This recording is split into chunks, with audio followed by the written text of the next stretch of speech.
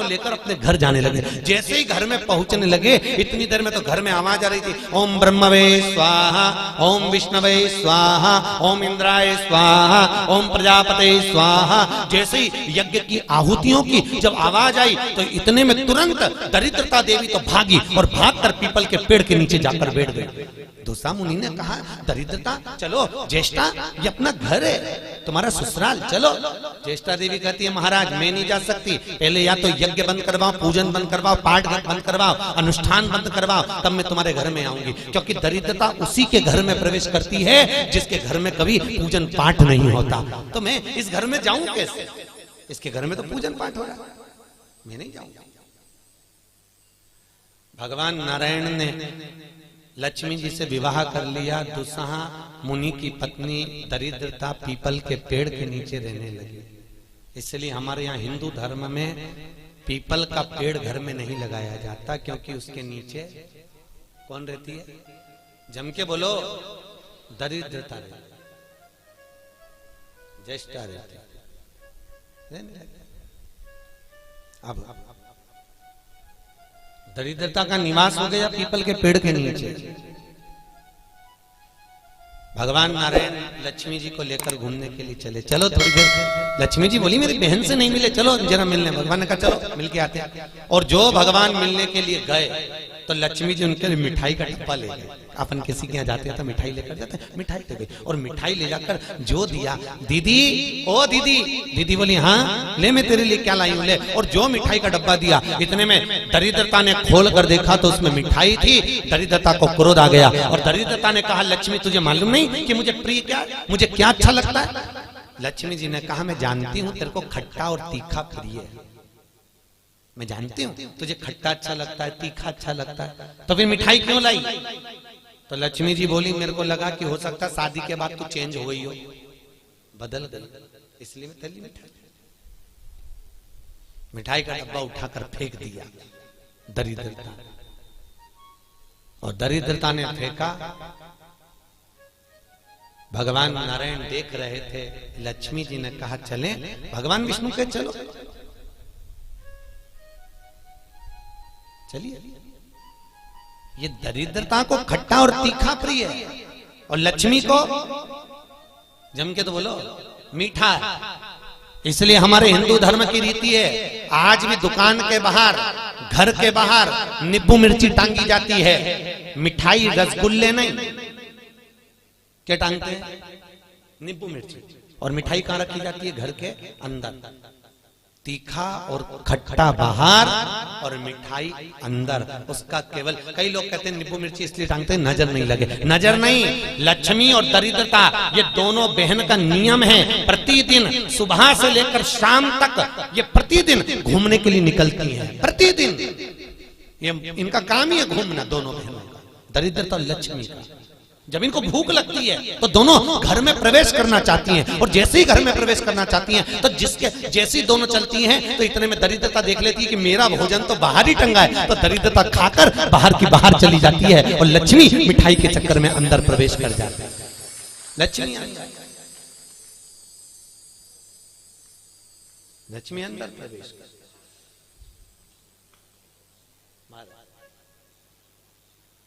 इसलिए आज भी नींबू और मिर्ची हमारे यहाँ शास्त्र रीति है महाराज, 4 चीजें बेटी की विदाई में नहीं देते। कितनी चीजें? 4। पहली झाड़ू, क्या? झाड़ू। दूसरे नंबर पर चलनी, आटा छानने की चलनी। दूसरे नंबर पर चलनी, तीसरे नंबर पर सुई, और चौथे नंबर पर अचार की बरनी। बेटी की विदाई में नहीं दी जाती। अगर ये 4 चीजें बेटी की विदाई में, माँ बाप ऐसे होते हैं कि कुछ सोचते ही नहीं है, मेरी बेटी जा रही है, रख दे अचार रख दे, तो माँ भी इतने प्रेम से अचार की बरनी भर भर के रख देती है। उनको समझाओ, जिसके घर में ये 4 चीजें मायके की चली जाती है, सुई, झाड़ू, चलनी और अचार, उसका घर फूटने में देरी नहीं लगती महाराज, याद रखिए। उसके घर में फूट डले, पति पत्नी में फूट डलेगी, सास बहू में फूट डलेगी, भाई भाई में फूट डलेगी, तो लोग कहते हैं अच्छा खासा परिवार था, जब से बहू आई तब से घर में ऐसा उपद्रव मच रहा। उपद्रव क्यों मच रहा है? उसका कारण है क्योंकि तुम उसके घर का अचार खा गए। वो बनवा के लिए ही हो, तुमने खा लिया। और अभी भी कह रहे हो हमारी बहू की माँ बहुत अच्छा अचार बनाती है, तो मंगवा लो, जा और मंगवा लो, खा। महाराज पहले बेटी की विदाई में भेजते थे बड़ी, पापड़, और पहली विदाई में बेटी के भेजते थे बेटी के साथ में मैदे की पूड़ी, एक डलिया में कपड़े में बांधकर। उसमें ना तो नमक डलता था ना उसमें शक्कर डलती थी। क्यों? क्योंकि वो बेटी के विदाई में मैदे की पूड़ी इसलिए दी जाती थी कि हमने ये पूड़ी एकदम फीकी भेजी है, अब चाहे तुम इसमें नमक डालो चाहे इसमें शक्कर डालो, हमने तो हमारी बेटी को तुम्हें दे दिया, एकदम सीधी मैदे की पूड़ी की तरह भेजी है। अब तुम इसमें चाहे कपट भरो चाहे प्रेम भरो, तुम्हारी मर्जी, ये हमने तो दे दी। कन्यादान करे और हम फ्री, हमें कहीं हमने तो देना था, दे दे। इसलिए बेटी के साथ में मैदे की पूड़ी भेजी जाती। मैदे की क्या बोलते हैं उसको, खाजा बोलते हैं, बड़े बड़े ले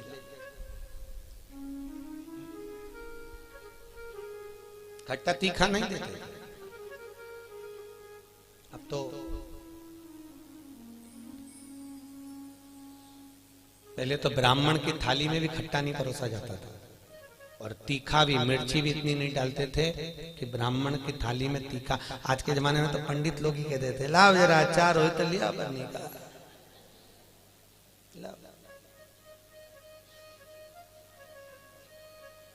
पितरों के जो देवता हैं, किनके देवता? पितरों के। पितरों के देवताओं का नाम है आर्यमा। क्या नाम है? आर्यमा। काय पर बैठते हैं? कौवे पर। काय पर बैठते हैं? कौवे पर। और पितरों के देवता जब आर्यमा श्राद्ध पक्ष में जब घूमने के लिए निकलते हैं तो उनके भोजन में केवल एक मीठा ही दिया जाता है। आज के जमाने में सब्जी बनने लगी साफ श्राद्धों में, नहीं तो केवल खीर और पूड़ी बनती थी, गुलाब जामुन रसगुल्ला बनता था, ये बनाकर खूब खिलाते थे, मंगोड़ा बनता था। पर अब सब्जियां बनने लगी, अब तो लोग श्राद्ध में भी अचार परोस देते हैं। पर कितनी वर्ज्यता है महाराज, कितनी वर्ज्यता। श्राद्ध पक्ष में अगर राई से तुमने सब्जी को छोक दिया, काहे से छोका है? राई से। सब्जी को अगर छोक दिया और वो सब्जी और पूड़ी तुमने छत पर ले जाकर पटक दी, तुम कितना भी कौवा को बुलाना, कौवे का बाप नहीं उसको भोग लगाएगा, लगा ही नहीं सकता। कितनी भी तुम सब्जी अगर राई से छुकी है, और अगर राई बिना सब्जी है तो तुम पटक कर जाओगे, कौवा आएगा और लेकर चलेगा, बुलाने की भी जरूरत नहीं है कि तू आ और खा, तुमने पटका और खा कर जाएगा। अरे तुमने डाला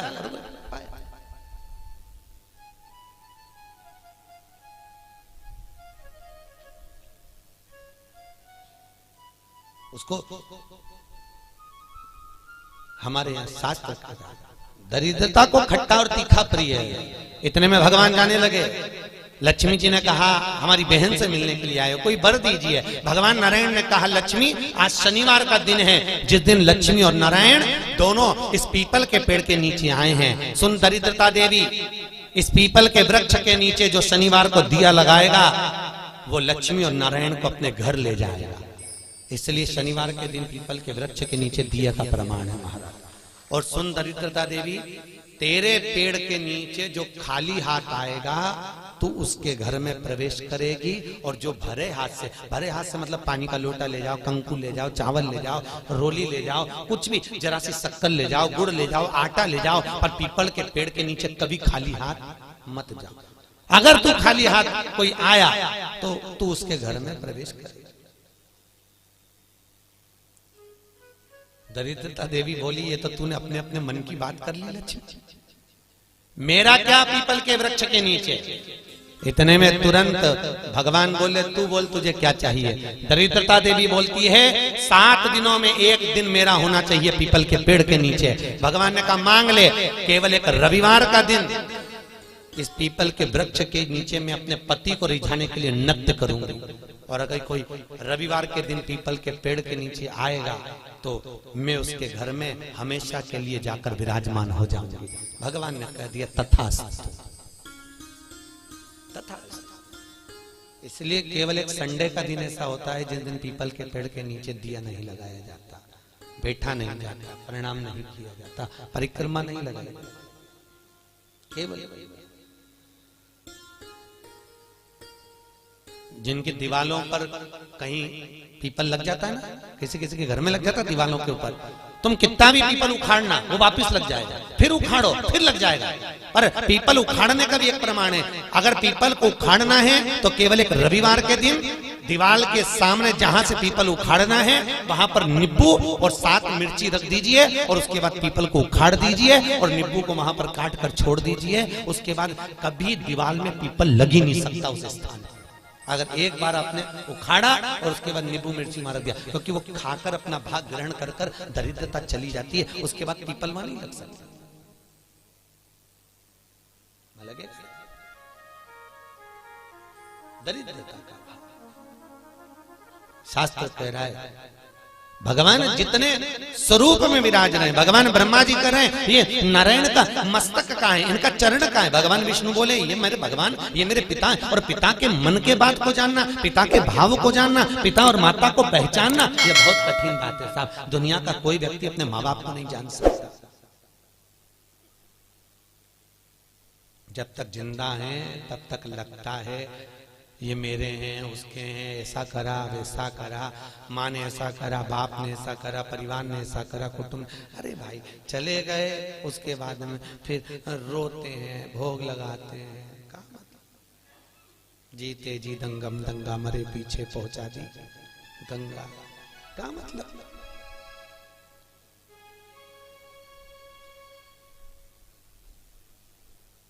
बड़ा बड़ा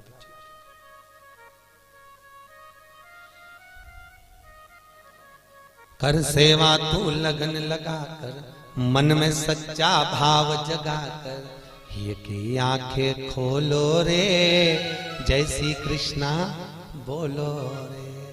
तुम मन लगाकर, चित्त लगाकर, अपने मन की वृत्ति को परमात्मा तक ले जाकर भाव से तुम परमात्मा को रिझाओ तो सही। कई लोग कहते हैं हमारी माँ कपट रखती है, हमारे पिता हमको अपशब्द कहते हैं, हमारी माँ हमारी सास हमको आनत। बोलने दो, उनको बोलने का काम है, बोलो। और याद रखना जितनी जितनी तुम्हारी बुराई होगी तुम उतने उतने स्वस्थ होते चले जाओगे, उतने प्रसन्न। आपको पहले कथा कही थी, 4 धाम मंदिर में एक राजा बीमार पड़ गया, उसका काया गल गल कर नीचे टपकने लगी, काया का रोग हो गया। राजा ने सारे डॉक्टरों को दिखाया, इलाज नहीं मिला। तब गुरुजी के पास गया, गुरुदेव मेरे को बीमारी हो गई। गुरुजी बोले डॉक्टर को दिखाया, हाँ गुरुजी पर मैं ठीक नहीं हुआ। गुरुजी ने कहा तेरा बड़ा भाई था कहाँ है? तो कि वो तो मर गया। भाभी है? हाँ। कहाँ है? राजभवन में। एक काम कराकर चुपचाप से किसी को मालूम मत पड़ने देना, भाभी के कमरे के बाहर जब भाभी सो जाए तो चटाई डाल के रजाई ओढ़ के सो जाओ, ठीक हो जाऊंगा। हाँ। अब गुरु तो ऐसे आड़े टेढ़े उपाय बताता है, गुरुओं का तो काम ही, गुरु तो गुरु, बस उनने तो बोलना था बोल दिया।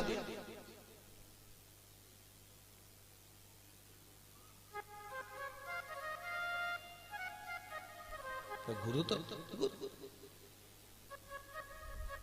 महाराज भावसर जी यहाँ सागर के पास में एक गांव है, वहां पर एक महाराज जी रहते हैं और किसी को सांप डस लेता है ना तो भले वो हॉस्पिटल में पड़ा हुआ, सांप डस ले और वो फोन पर उनसे बात करा दो महाराज से, वो महाराज वहां से कुछ नहीं कहते, केवल गाली बकते लपक के उसके कान में, और 15 से 20 मिनट में सांप का जहर उतर जाता है। अब गुरु तो गुरु की मर्जी।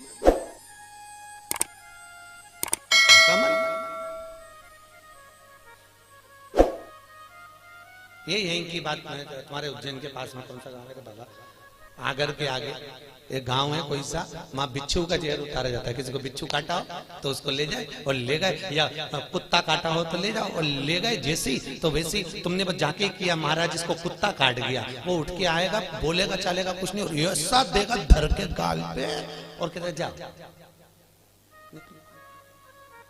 अड़भंगी। गुरु गुरु अड़भंग, ये गुरु का दर्शन कर रहे हैं। एक अड़भंग होंगे। हम भले ना मिले हैं पर उनका स्वरूप कह रहा है कि अड़भंग होंगे। जा कर ले, मैं बैठो, जा। गुरु है, अड़भंग है, सोचता नहीं। गुरु केवल बता देता है जा ऐसा कर ले। वो गुरु गुरु होता है, उसके जीवन में उसने जो भजन करा होता है उसका प्रताप की पुण्यता देता है वो कि तू गुरु जी ने कहा भाभी है, हाँ, उसके कमरे के बाहर जाकर चादर डाल के सो जा। गुरु जी उससे ठीक हो जाऊंगा, बिल्कुल हो जाएगा, जा तू सोया। एक नौकरानी ने देख लिया, राजा तो भाभी के कमरे में जाके सोता। बताओ भाई मर गया तो इतना खोला राजा। उसने दूसरी नौकरानी से कहा, दूसरी तीसरी से कहा, तीसरी चौथी से कहा, पूरे नगर में बात हो गई कि राजा इतना कपटी इतना खोला कि भाभी के कमरे में जाके सोता, भाई मर गया। पूरे नगर में बात हो गई, लोग थू करने लगे और राजा का शरीर एकदम बढ़िया चकाचक हो गया, एकदम बढ़िया। राजा नरियल लेके गुरु जी के पास गया, गुरुदेव मैं ठीक हो गया। पर गुरुजी में ठीक हुआ कैसे ये तो बता दो। गुरुजी ने कहा अरे राजा तेरे पाप इतने बढ़ गए थे कि तेरे शरीर से टपक टपक के गिर रहे थे। उन पाप को समाप्त करने के लिए मैंने चारों तरफ तेरी इतनी बुराई करवाई कि तेरा पाप कट गया, और पाप कट गया तो तू ठीक हो गया। तो याद रखना, तुम देखना एक बहू और एक सास, बहू की उम्र 25 साल की रहे, 30 साल की रहे, तो कहीं उसका घुटना दुखे, कहीं कमर दुखे, कहीं पीठ दुखे, कहीं सिर दुखे, 24 घंटा बहू का कुछ ना कुछ दुखता ही रहे। और एक बूढ़ी सास 70 साल 60 साल की, तो भी मंदिर दौड़ दौड़ के चली जाए, चकाचक घूमती फिरे, ना हाथ दुखे ना पांव दुखे। तो कई बहुओं को लगे हमारी सास तो देखो गजब की सास, 70 साल ने अभी भी महाकाल की आरती करे, ने अभी भी मंगला करे, ने अभी भी दौड़ी जाए और अभी भी ऐसा कर ले, अभी भी वैसा कर ले। तो कारण क्या है उसका? केवल इतना सा कारण है कि बहू सास की इतनी बुराई करती तो सास चकाचक होती चली जाती, एकदम बढ़िया। तो निवेदन है आपसे, सास को जल्दी निपटाना है तो बुराई करना बंद कर दो, निपट जाएगा। तो मुझको तुम बुराई करना बंद करो, जल्दी निपटेगी। और तुम जितनी बुराई करती रहोगी वो उतनी सद